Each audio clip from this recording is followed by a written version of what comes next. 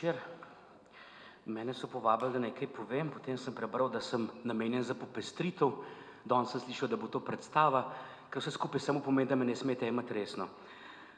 Naslovil pa sem to svoje izvajanje Miklavž gleda, še preden sem vedel, kaj bom sploh govoril, zaradi tega, ker je pač Miklavž zelo blizu in kot se za debatiranje o Miklavžu spodobi, mora biti na začetku pismo, ampak pravo pismo Miklavža bo na vrsto na koncu.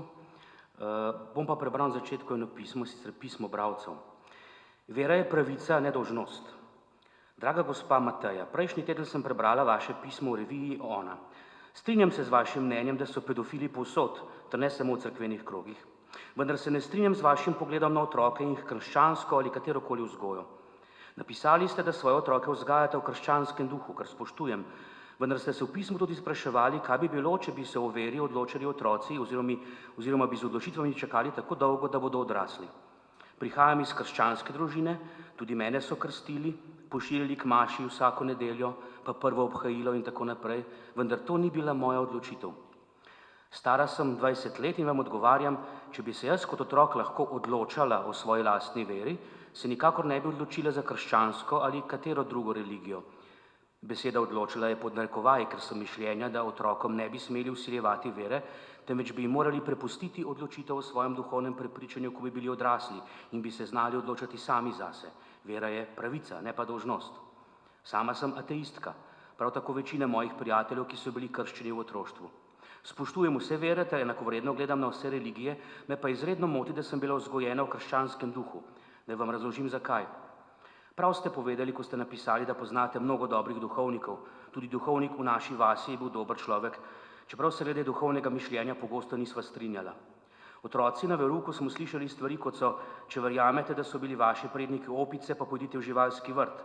Če mislite, da je biti homoseksualec naravno, se motite, obstajajo klinike, kjer vas lahko ozdravijo te grozne bolezni. Neki moški je rekel, da ne verjame v Jezusa, veste, kaj se je zgodilo naslednji dan, ko je prečkal železniško progo, ga je zbil vlak, roke in noge pa je imel ranjene točno na tistih mestih, kjer je bil Jezus pribit na križ. Te in še veliko drugih zgodb sem pogosto slišala na verouku. Ne trdim, da je vera slaba, ker seveda ni, ampak razlagati takšne stvari je preprosto neumno in napačno. Vsak posameznik bi moral do svojega duhovnega spoznanja priti na svoj način. Otroci so zelo dovzetni za stvari, katerim so izpostavljeni. Če jim boste rekli, da obstaja Božiček, verjamejo v Božička. Prav tako bodo verjeli v tisto vero, katero jim določite vi. Mar ne bi bilo krasno, če bi lahko otroci sami prišli do duhovnega spoznanja? Seveda pa govorim o utopičnem svetu, otroci bodo še naprej določenih ver, samo zato, ker so se rodili v točno tej verujoči družini.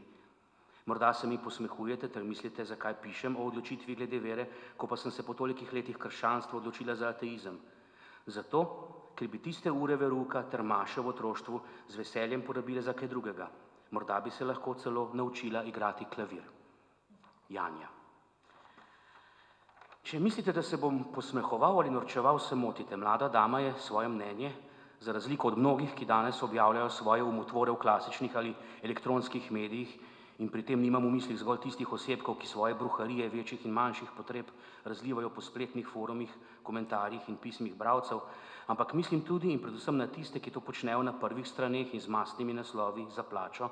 Torej, skratka, mlada dama je svoje mnenje podala nadvse olikano, artikulirano, jasno in prijazno. Glede na njeno starost bi rekel, da študira in rad bi rekel, da jo čaka svetla prihodnost, pa ji tega ne upam zatrditi.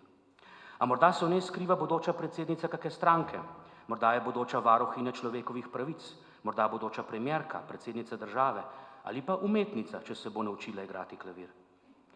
Iz pisma ne morem razbrati, ali je luštna, sem pa prepričan, da je lepa, po vseh merilih, pravilih in standardih. In če bi imel 20 let manj, če bi imel 20 kil manj, če bi imel 20 centimetrov daljše lase, bi bil sicer še vedno grd, a morda bi celo dvoril na kakšno soboto zvečer v kakem brezveznem lokalu. In čeprav sedaj verjetno že mislite, da se naročujem, temu ni tako. Se ne. Mlado damo jemljem zelo resno. In z njo ne bom polemiziral, ne bom se prepiral, ne bom ji ugovarjal, ne bom navajal protiargumentov. Iz preprostega razloga, ker se z njo popolnoma strinjam. Otrok res ne bi smeli posiljevati s krščansko vzgojo. Nikogar ne bi smeli krščansko vzgajati. Bom še bolj radikalen, kot je mlada dama, in bom rekel, da je treba krščansko vzgojo kratko malo prepovedati. Svet bi bil lepši in prijaznejši brez krščanske vzgoje. In se ne norčuje, mislim čisto resno.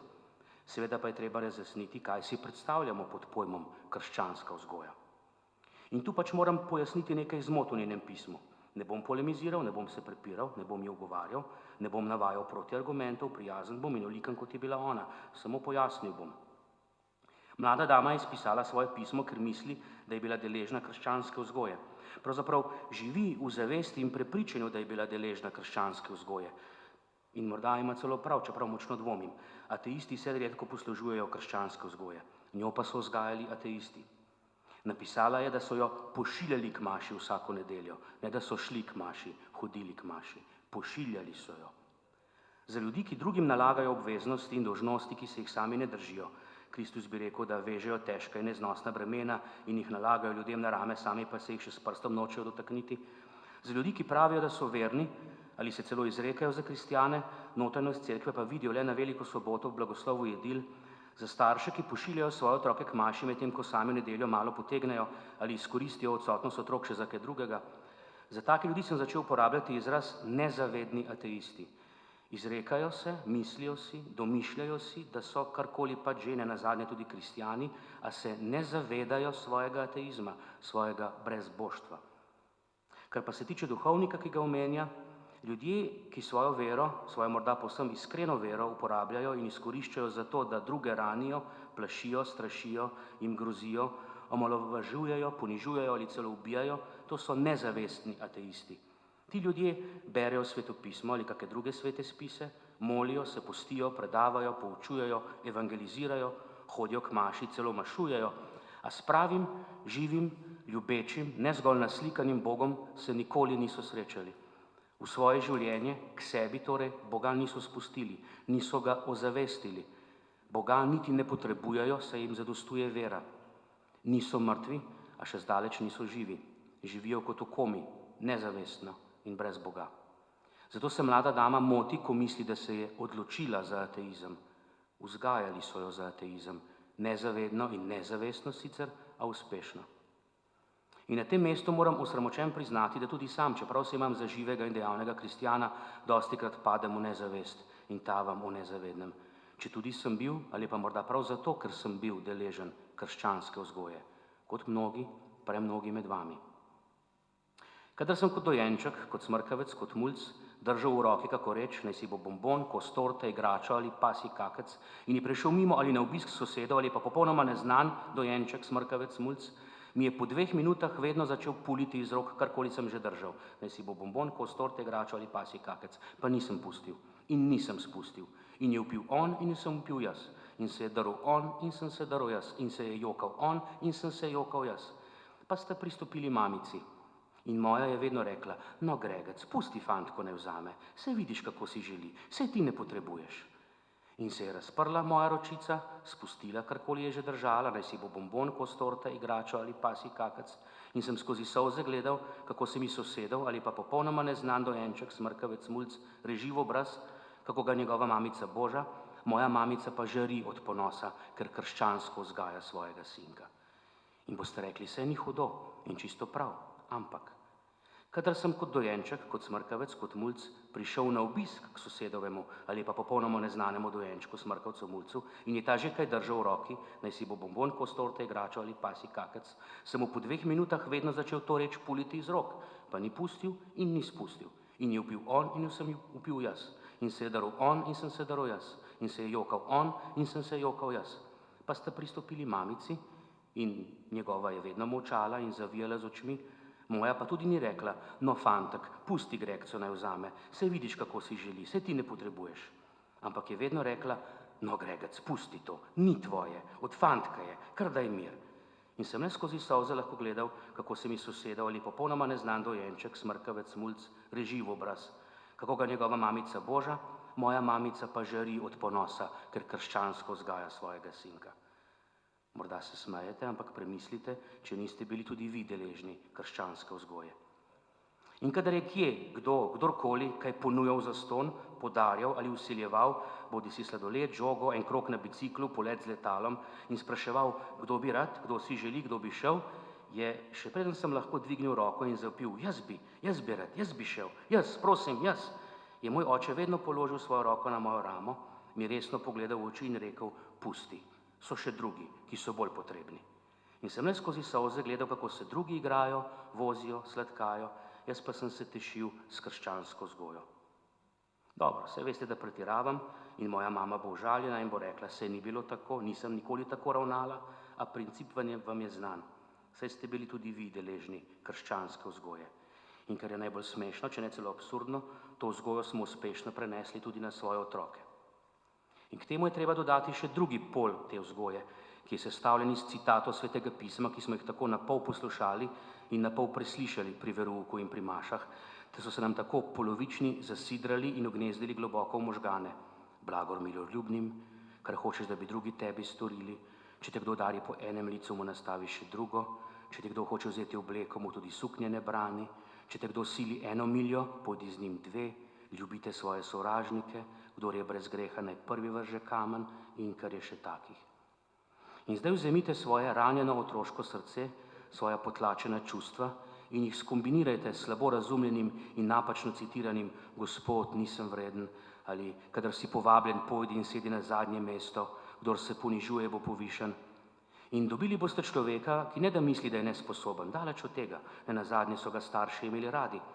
Dobili pa boste človeka, ki se še kako zaveda svojih talentov in sposobnosti, a jih nikoli ne bo razvil in uporabil v polnosti, ker bo vedno dal prednost drugim.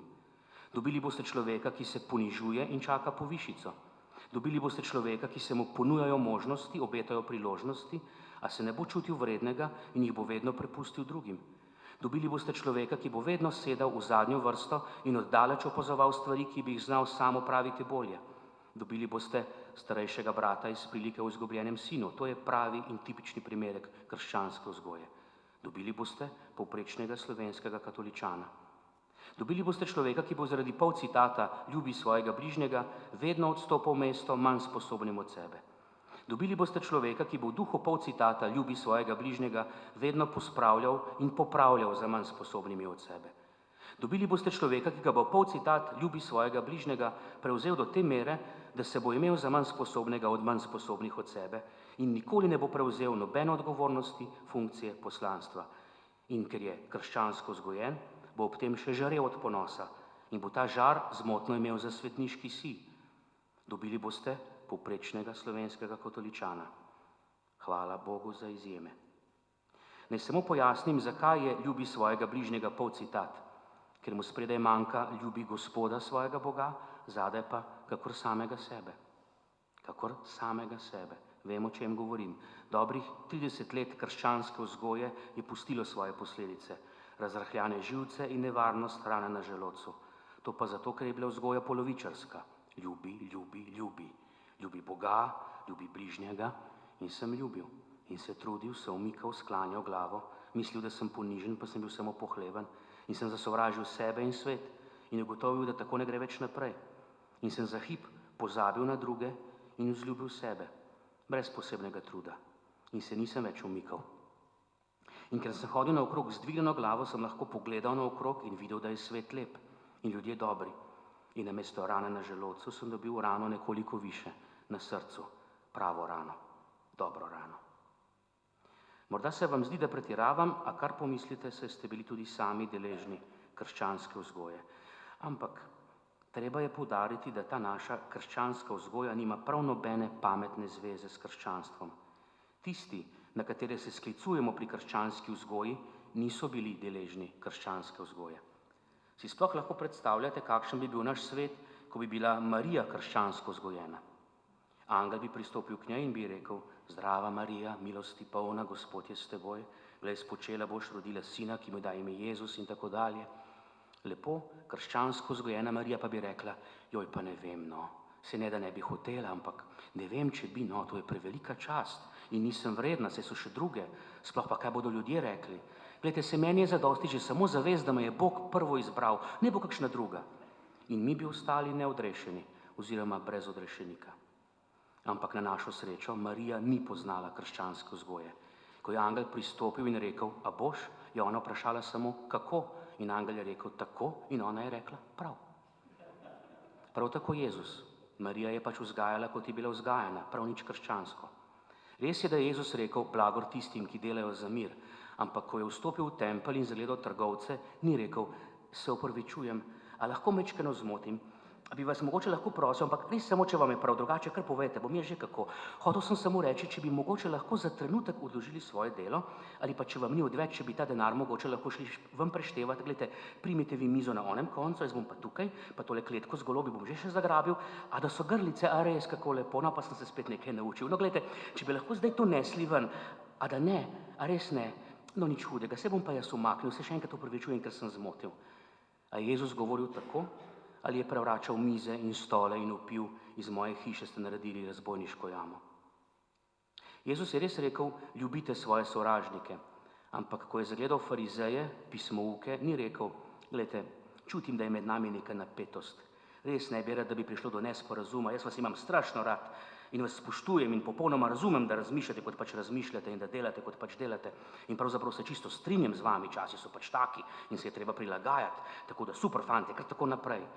A Jezus tako govorijo, je rekel, gorje vam hinavci, norci, slepci, gadja zalega, pobeljeni grobovi. Jezus je res rekel, če te kdo udari po desnem licu, mu nastavi še levo. Ampak ko ga je med zasliševanjem služabnik velikega duhovnika udaril, je rekel, kaj me biješ? Če sem napačno rekel, izpričaj, da napačno, če pa prav, zakaj me tolčeš? Kako daleč od našega pojmovanja krščanstva, od naše vzgoje, od naše krščanske vzgoje, kjer imamo desno in levo lico zaradi udarcev utečeno do te mere, da smo nastavili še zadnjo plat. In ko je razpošiljal učence, je Jezus rekel, oznanjajte in govorite, nebeško kraljestvo se je približalo. In če vas kdo ne sprejme in vaših besed ne posluša, vztrajajte, poskušajte znova in znova, prepričujte, zbirajte podpise, razpišite referendum, ne popuščajte, zaletavajte se z glavo v zid do konca in naprej. Ne, ni rekel tega, ampak je rekel, če vas kdo ne sprejme in vaših besed ne posluša, pojdite iz tiste hiše ali iz tistega mesta in si otresite prah z nog. In bom citiral še naprej, čeprav ni prijetno za ušesa, je pa prav. Resnično povem vam, laže bo na sodni dan sodomski in gomorski deželi, kakor tistemu mestu. Kje je tu vse odpuščajoča ljubezen? Kako nekrščansko? Jezus je veliko govoril in prav zavedni ateisti nam radi pod nos potiščijo kak pol citat, da nam z njim vzbujajo slabo vest, da nas zavedajo. In mi, ki smo krščansko vzgojeni, še rečemo, a ni lepo, da poznajo in berejo svetopismo. Jezus je med drugim tudi rekel, da je pot, resnica in življenje. Ni rekel, da nam bo pokazal pot, resnico in življenje. Tudi ni rekel, da nam bo govoril o poti, resnici in življenju, temveč da je pot, resnica in življenje. Če je torej Jezus pot, potem si za vzgled ne smemo vzeti le delčke njegovega življenja, ne le radost božične noči, angelsko petje, kano galilejsko in pomnožitev kruha, temveč tudi izkušnjave v puščavi, Oljsko goro, Golgoto, trpljenje. Če je Jezus pot, potem je resnica vse, kar je govoril, ne le tisto, kar mi prija in odgovarja, da lahko upravičim svoje ravnanje. Ne le, kdor je brez greha, naj prvi vrže kamen, temveč tudi pojdi in ne greši več. Ne le odpusti 7-krat, ampak do 70-krat 7-krat.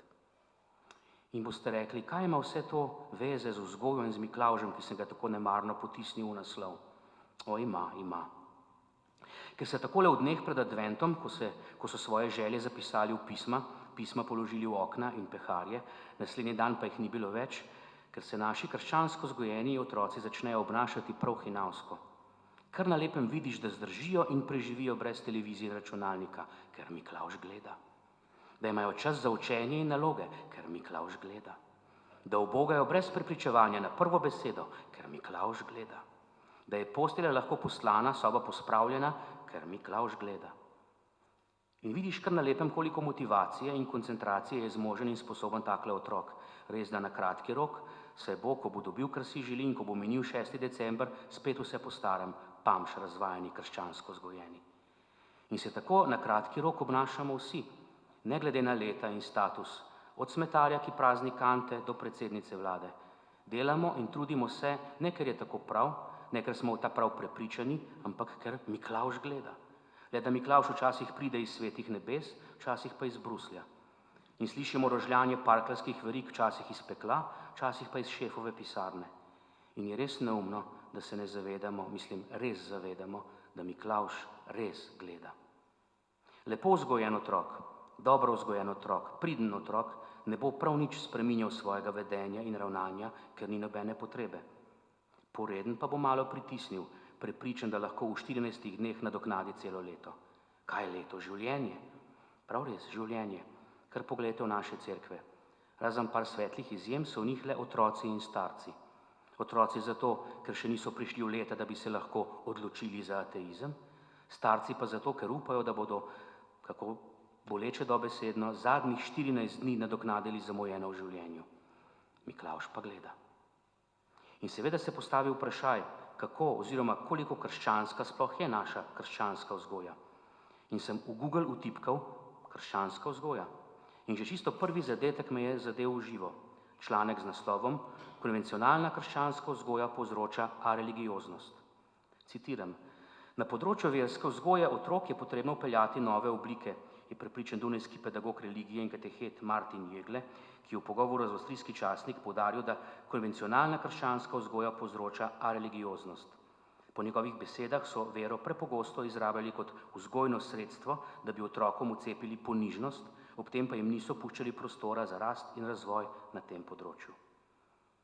In se moram na tem mestu mladi dami upravičiti. Res, da pripadava različnim generacijam.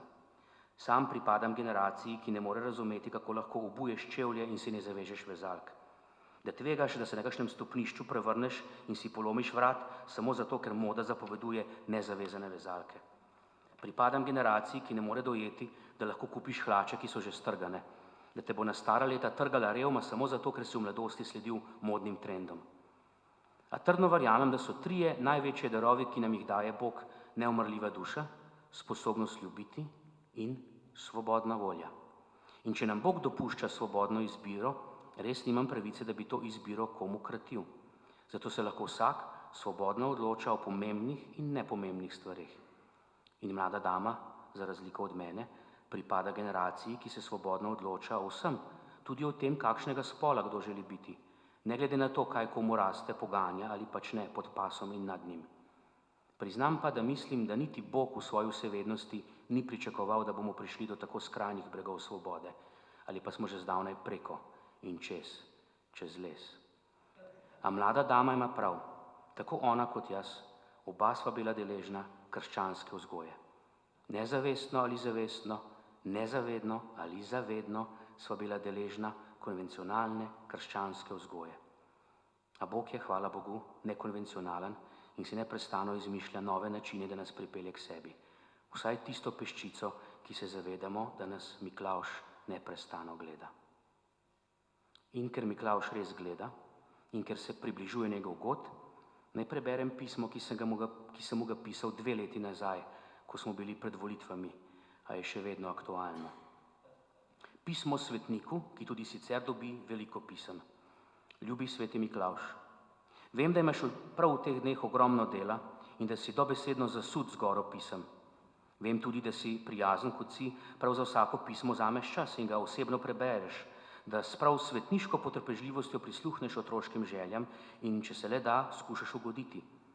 In ko je potem treba izbrati in zaviti darila, napeči piškote in morda nalomiti šip, ti pomagajo tvoji angelski prijateljčki, da delo ne zastane in je pravočasno opravljeno. Ko pa se približuje tvoj god in če je potrebno, saj tako si v svoji omejeni človeški domišljiji to predstavljam, priskočijo na pomoč tudi vsi nebeški svetniki. Saj še na grešni zemlji sosedje stopijo skupaj, da si podajajo vedra vode, ko hlev zagori, ali pa ob bližajoči nevihti potegnejo seno v kope oziroma kar do kozolca, če je še čas. Vsaj včasih je bilo tako.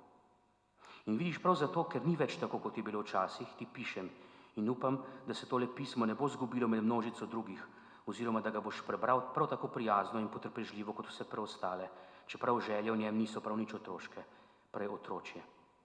Veš, gorel je hlev, pa smo vsi samo opazovali.